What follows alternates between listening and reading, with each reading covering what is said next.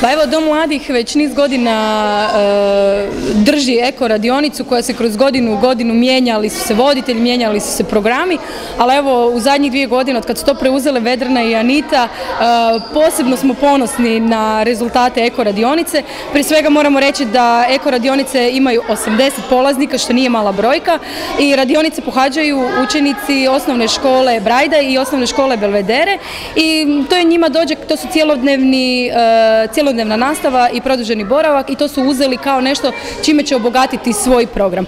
Posebno bi istaknula ono što je važno reći za ovaj program i što mi se posebno sviđa u ovom programu, je to da voditeljice ne uče samo djecu pravilno ponašanje vezano uz zaštitu prirode, već su uzele koncept paralelno uz to učiti djecu o samoj prirodi, jer ako o nečemu puno znamo, tada to razumijemo i tada to možemo poštovati. Znači, na eko radionicama imamo zapravo tu bazičnu podjelu na 3 dijela gdje pričamo o samoj ekologiji, o zaštiti prirode i zaštiti okoliša. To je kao osnovni koncept i kroz to znači pronalazimo najzgodnije teme koje će obraditi ta područja. Isto tako često ubacujemo upravo teme koje su vezane uz riječko područje ili uz Republiku Hrvatsku. Znači smatramo da je bitnije da djeca prvo usvoje neka znanja o prirodi koja ih neposredno okružuje, ali se nadovezujemo i s nekim zanimljivim temama koje su nam možda malo udaljenije, ali s obzirom da je u prirodi sve povezano, tako pokušavamo nekako sve to zajedno, te teme spojiti u jednu cjelinu, da to ima zajedno smisla. Evo. Tvoj osobni angažman u toj radionici nije slučajan, kao autorica se inače baviš ekološkim temama. Pa tako je, da, pri srcu su mi u svakom slučaju ekološke teme i zapravo taj aktivistički dio da se prenese ta poruka o potrebi znači, ekološkog osvješćivanja, a mislim da je najbolji način krenuti upravo od djece i pokušati usaditi tu jednu ljubav prema prirodi i znanje preko čega bi onda djeca zapravo mogla možda u budućnosti djelovati u tom nekom smjeru. Pa danas ovdje izloženi radovi nastali pri akciji Dječji glas za zeleniji planet, sudjeluju da, zagađuju ne, jer u biti na kraju svake eko godine imamo tu završnu akciju. Ovdje su izloženi radovi učenika osnovne škole Brajda, cjelodnevna nastava i produženi boravak.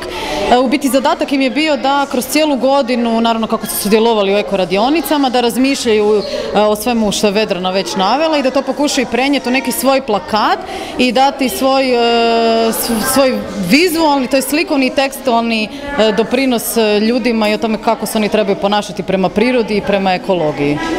Pa dobro, mi smo došli da vidimo svoje radove koje smo napravili i pa najviše da vidimo koje smo radove napravili i kako to sve izgleda. Kakav si ti rad radila? Evo, ja sam napravila onaj rad od morskim psima.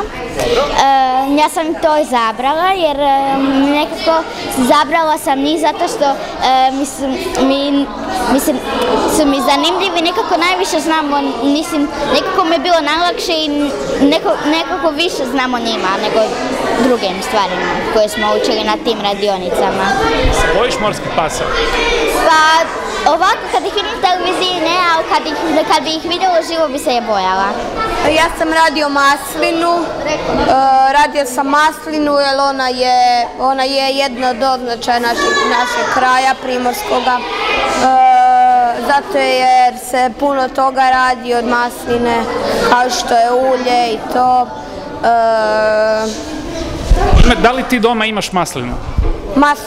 Maslinu imam na otoku Ugljanu gdje je moja ljetnica ili kako da kažem, kuća. Vikendica. Da, vikendica. Tamo imam baš polje masline.